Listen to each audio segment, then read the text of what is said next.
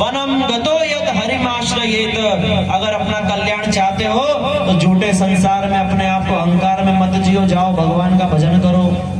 हिरण्यकशिपु ने तो ये बात सुनी तो क्रोध में आ गया, बोला कहां से सीखा दुष्ट, मैं सारे जगत को बता रहा हूं कि मैं ही भगवान हूं और तू आ गया मेरे घर में बोल रहा भगवान का भजन करो। हिरण्यकशिपु तो बहुत बिगड़ गया, दोनों गुरु पुत्र को बुलाया, षंड अमर को, इधर आओ, क्या सिखा रहे हो मेरे बच्चे को, भगवान का भजन करो, कहां से सीखा ये? बड़ा क्रोध किया। षंड अमर बोले भैया हमारे गुरुकुल में ये सब नहीं सिखाया जाता, हमने तो सिखाया है कैसे राज्य बना करके रखो, कैसे कपट राजनीति करो, कैसे वाणिज्य चलाओ, कैसे पैसा कमाओ, कैसे स्त्रियों का भोग करो, हमने तो ये सिखाया ही नहीं भजन करो, हम तो सिखाते ही नहीं है, सब हमारे सिलेबस में ही नहीं है, पता नहीं कहां से तुम्हारा लड़का सीख गया। पिताजी बोले ध्यान रखना, अगली बार ऐसा कुछ बोला ना तो खाल उतार दूंगा दोनों की। बोल करके हिरण्यकशिपु आ गया अपने महल में। कुछ दिन बाद प्रहलाद जी घर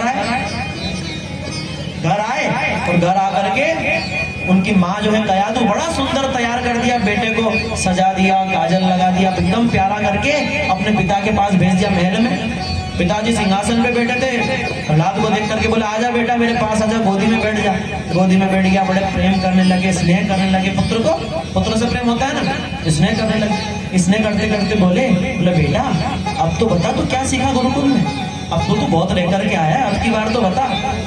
और प्रहलाद जी ने तो जैसे पूछा सीधा ही बोल दिया, श्रवणम कीर्तनम विष्णु स्मरणम पाद सेवनम अर्चनम वंदनम दास्यम सख्यम आत्मनिवेदनम इति पुंसार्पिता विष्णु भक्तिश्चैव नवलक्षणा क्रियते भगवती याज्ञा भगवती नृत्यम। बोला पिताजी भगवान को पाना चाहते हो तो जाओ उनके नामों का कीर्तन करो, श्रवण करो, स्मरण करो, उनके चरणों की सेवा करो, अर्चन करो, वंदन करो, उनके दास हो जाओ, उनके सखा हो जाओ, अपना सर्वस्व प्रभु को अर्पण कर दो। हिरण्यकशिपु ने उठा करके नीचे फेंक दिया उसको। कहां से सीखा ये सब? गुरु पुत्र को बुलाया, इधर आओ, क्या सीख गया ये? नाम प्रणीतम ना पर प्रणीतम, ये जो तुम्हारा सुतो वदती यह असुर, तुम्हारा जो ये बात, तुम्हारा जो बेटा जो ये बात बोल रहा है ना हिरण्यकशिपु राजा, असुरवर्य राजा, ये ना तो हमने सिखाया है ना बाहर से कोई आकर के सिखा करके गया, हमारे गुरुकुल में कोई नहीं आ सकता, ये तुम्हारा बेटा पहले से ही सीख करके आया है। तुम्हारे बेटे से पूछो कहां से सीखा। बेटे से पूछा, हे ध्रुव, सॉरी क्या नाम था, जोर से बोलो। बोला ध्रुव कहां से सीख करके आया है ना? क्या नाम है? माता जी नहीं बोल रही, किसकी बात चल रही है? जोर से बोलो। अब भैया हमने गलतियां करी तो पकड़ेगा। प्रहलाद कहां से सीख करके आया है? प्रहलाद जी ने बोल दिया, नायम आत्मा प्रवचने न लभ्यो न वेदया न बहुनाम श्रुतेन जमे वेश भ्नुते तेन लभ्यस्य तस्यैष आत्मविवर्णते तनुं स्वाम। छांदोग्य उपनिषद का ये श्लोक बोल दिया। अरे पिताजी ये विद्या ना तो प्रवचन से आती है ना बुद्धि से आती है, बहुत भग कर लो तो भी ये विद्या नहीं आती है, ये तो भगवान जिस पे कृपा करते हैं उसके हृदय में अपने आप प्रकट हो जाती है। ये विद्या और किसी से नहीं, मेरे गुरुदेव नारद जी से मैंने ये सब सीखा है। अरे जिसकी मति कृष्ण में नहीं लगी है वो क्या करेगा? मति न कृष्णो परतो स्वतो मितो विपद्येत गृहं वृतानम्। अरे जिसने इस गृह व्रत को ही सब कुछ मान लिया, समझ लो किसकी बात हो रही है? जिसने इस घर संसार को ही सब कुछ मान लिया उसकी बात हो रही है। जिसने अपने घर संसार इस जीवन में जिसने प्रभु को टाइम ही नहीं दिया, एक मिनट भी नहीं जिसने दिया है, ये उसकी बात हो रही है। मतिर्न कृष्णो परतो सतोवा गृहव्रतानम अदांत गोभीर विशिताम तमिश्रम पुनश्चर्वित चर्वनानम। इस संसार में लोग क्या कर रहे हैं? चबाए हुए को चबा रहे हैं। सच सच बताओ, मैं आपसे कुशा माता जी और आप सब भाई लोग, एक बात बताओ, जो हम कार्य कर रहे हैं क्या हम ही पहली बार कर रहे हैं क्या? इस दुनिया में जो भी हम कार्य कर रहे हैं, पढ़ाई लिखाई करना, शादी करना, बच्चे करना, बच्चों को पढ़ाना लिखाना, क्या हम ही पहली बार कर रहे हैं क्या? बताओ, सच सच बताओ। कितने लोग बोलते हैं कि हाँ हम ही लोग पहली बार कर रहे हैं? हाथ खड़ा करो। कितने लोग मानते हैं कि नहीं इसके पहले सब लोग यही तो करते हैं? हाथ खड़ा करो। कुछ लोग निर्दलीय बैठे हैं, कोई दल के निर्दलीय चुनाव ज्यादा होता है, ठीक है? यहाँ पे कह रहे हैं हम लोग चबाए हुए को चबा रहे हैं। अरे जिस चीज को करके जब उनको सुख नहीं मिला तो हमें सुख कहां से मिल जाएगा? इसलिए क्या करो, मतिर न कृष्ण पर तो सतो, अपनी मति को कृष्ण में लगाओ। सतयुग की बात है ये प्रहलाद की, और नाम किसका ले रहे हैं? कृष्ण का। प्रहलाद जी किसका नाम ले रहे हैं? कृष्ण का। जब कृष्ण का अवतार ही नहीं हुआ, कृष्ण का अवतार कब हुआ?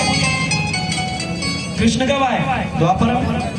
और ये सतयुग की कथा, किसका नाम ले रहे हैं? कृष्ण का। मतिर न कृष्ण पर तो सतवा। फिर आप बोलोगे अरे भैया ये कृष्ण का नाम सतयुग में कैसे ले लिया?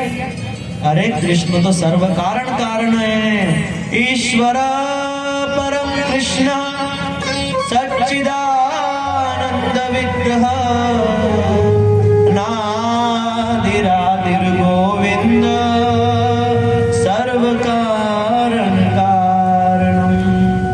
अरे भैया ये ईश्वर कृष्ण है। ब्रह्मा जी इस बात को कह रहे हैं, इस सृष्टि के पहले से ही है। इसलिए प्रहलाद जी भी कह रहे हैं कृष्ण में मति लगाओ। किस में मति लगाओ? कृष्ण में। संसार वालों की बात मानोगे, साधु की बात मानो। संसार वालों की बात मानोगे तो प्रहलाद महाराज जी कह रहे हैं अंधा यथा अंधे उपनीय मानस अपि स्वतंत्र मरुदाम निबद्धा। जिस प्रकार एक अंधा आदमी बोले कि मैं तुम्हें मार्ग दिखा दूंगा, मार्ग दिखा सकता अंधा आदमी? अरे अंधे के कंधे पे हाथ रख के तुम अंधे चलोगे, दोनों जाकर के गड्ढे में गिर के मरोगे। हाथ रखना है तो किसी ऐसे व्यक्ति के कंधे पे रखो जिसकी आंखें हो, जिसको गुरु जी ने ज्ञान के चक्षु दे दिए हो। अज्ञान तिमिरांधस्य ज्ञानांजन शलाकया। ठीक है? इसलिए प्रहलाद महाराज कह रहे हैं कि घर संसार। अब जब ये सारी ज्ञान की बातें हिरण्यकशिपु ने सुनी तो बोला मार दो इसको। क्या करो? इसके पहले कि जाकर और किसी को बताए, उसके पहले ही इसे मार दो। सैनिकों को बोला इसको तलवार से काट दो। तलवार से काटा, श्री हरि नारायण बोलते बोलते बच गया। खाई से गिरा दो, फेंका नीचे, हरे कृष्ण बोल बोल के बच गया। अंधेरे घर में कटनी में बंद कर दो, अंधेरे कोठरी में 25 दिन तक बंद करके रखा, खाना पीना कुछ नहीं दिया। बाहर आए तो देखा बढ़िया आराम से, कोई दिक्कत नहीं, कोई समस्या नहीं। कुछ लोगों ने पूछा अरे प्रहलाद तुझे 25 दिन तक अंधेरे कोठरी में रखा, तुझे डर नहीं लगा? बोला भैया ये अंधेरी कोठरी से मेरे को डर नहीं लगता, वो जो 9 महीने की कोठरी है वो और भी खतरनाक है। 9 महीने की कोठरी पता है कौन सी है? गर्भ में जब हम रहते हैं उल्टा लटका रहता है बच्चा, माँ के अंदर कृमि उसको खाते, कीड़े छोटे छोटे काट तिल मिलाता है, चटपटा माँ खाती है ना, थोड़ा तीखा, जा करके लगता है एकदम हिल जाता है, बोलते लात मारा, सब लोग आनंद करते हैं। उसको पूछो क्या हुआ है, समझ रहे हो? 37 डिग्री टेम्परेचर है बॉडी का। क्या है normal temperature of human body? 98 degree Fahrenheit, 37 degree centigrade. 37 degree centigrade में पड़ा रहता है अंधेरे में। खून लार पीप टट्टी पेशाब के बीच में पड़ा है, कुछ नहीं है, कोई ना बोलना ना करना, केवल नाड़ी से खून चल रहा है। कितनी खतरनाक सिचुएशन।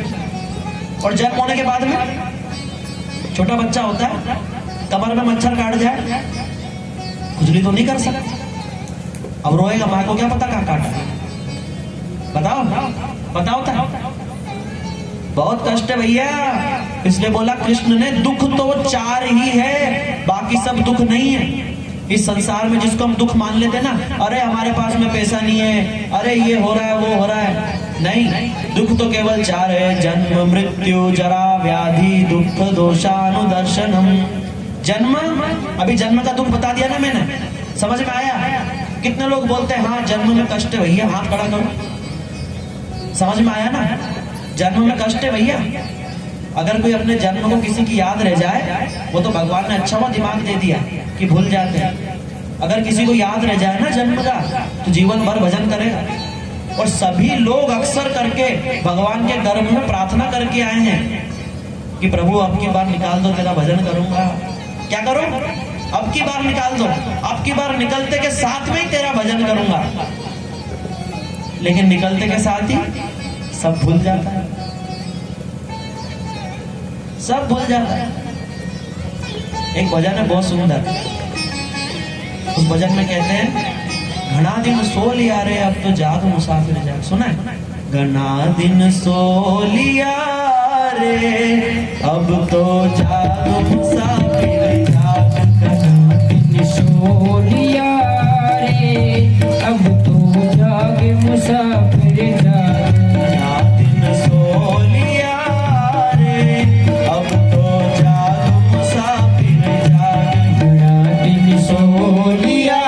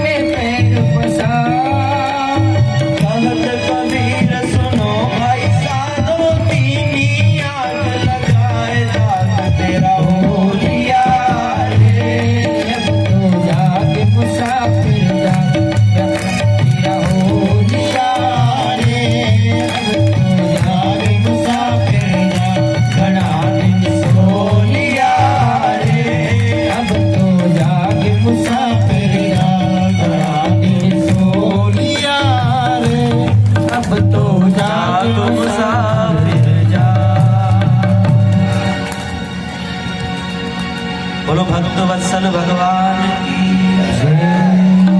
समझ में आया? मैं कोई गलत बात तो नहीं बोल रहा, किसी को आपत्ति तो नहीं है? किसी को देखो कुछ लगे तो क्षमा कर देना, पर हम शास्त्र की बात कह रहे हैं। भैया भजन कर लो, आए थे हरि भजन को ओटन लगे कपास। ऐसा बोलते बोलते बोलते बोलते हिरण्यकशिपु ने सब तरफ उसे मारने का प्रयास किया, लेकिन कोई उसका कुछ नहीं बिगाड़ पाया। हिरण्यकशिपु बोले तुझे डर नहीं लगता?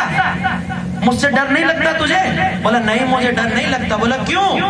बोला प्रभु ने मेरे को शरण दे रखी है। बोला कहाँ है तेरा प्रभु, किधर है, मेरे को बता, अभी बताता हूं उसे मैं।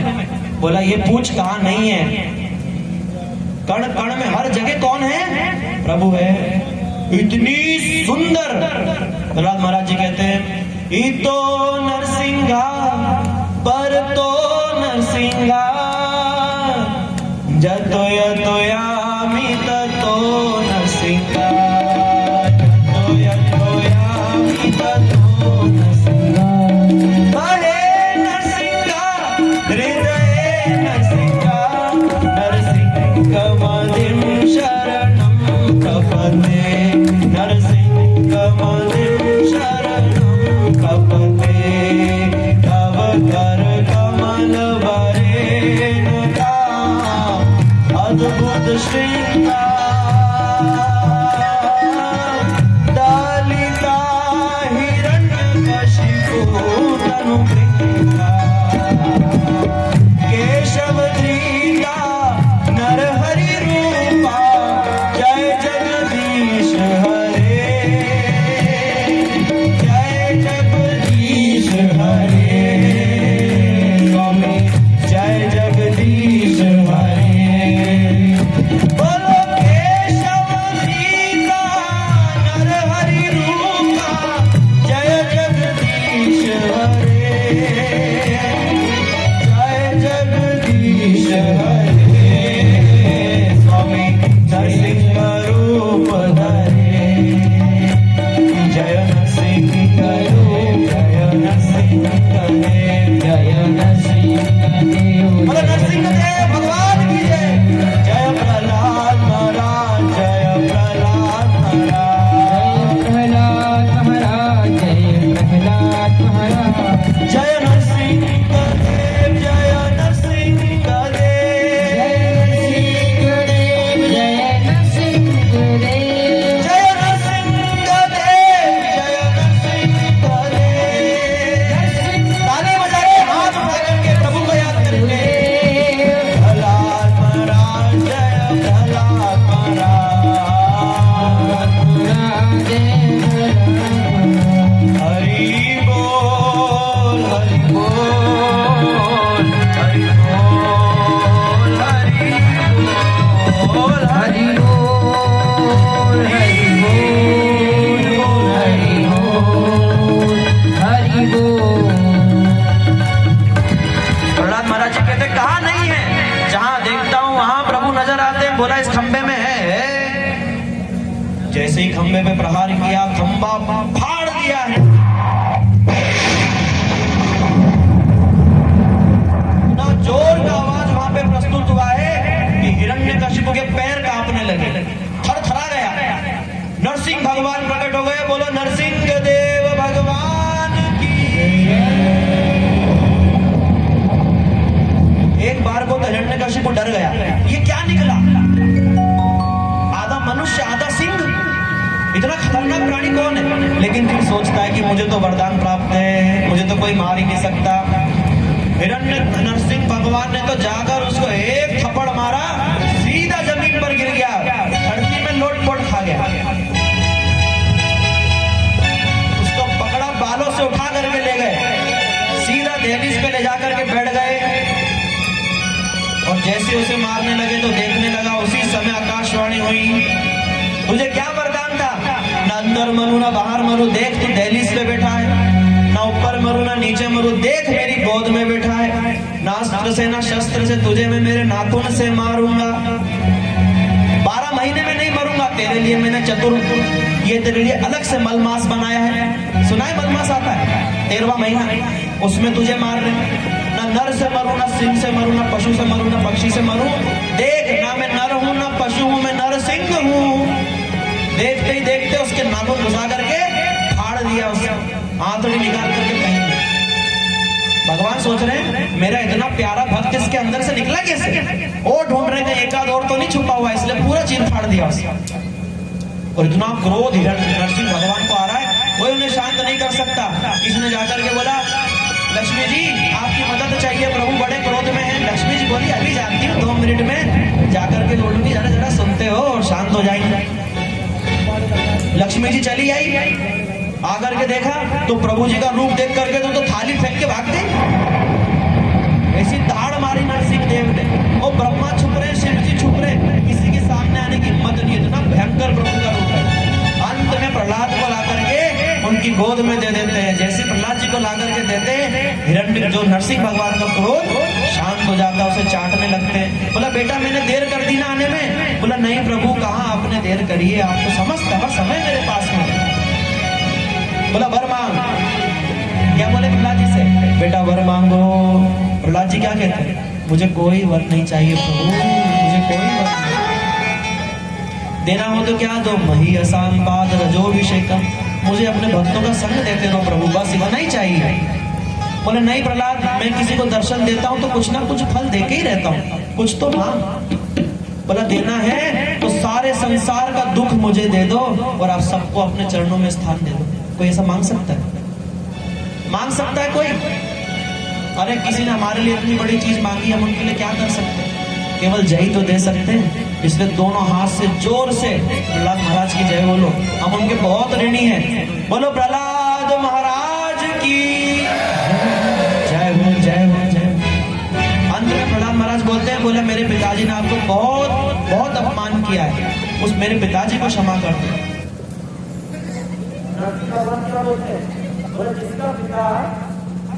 जिसका बेटा प्रहलाद महाराज है, जिसका ऐसा बेटा प्रहलाद जैसा, उसके पिता को कभी दुर्गति हो सकती है? कभी दुर्गति हो सकती है क्या? नहीं हो सकती। इस प्रकार से ये प्रहलाद का चरित्र है। जो इस प्रहलाद चरित्र को सुनेगा अवश्य में उसके जीवन में एक दिन वैराग्य उत्पन्न होगा और भगवान का शुद्ध रूप में भजन करेगा और जीवन की समस्त बाधाओं को नरसिंह देव भगवान हरण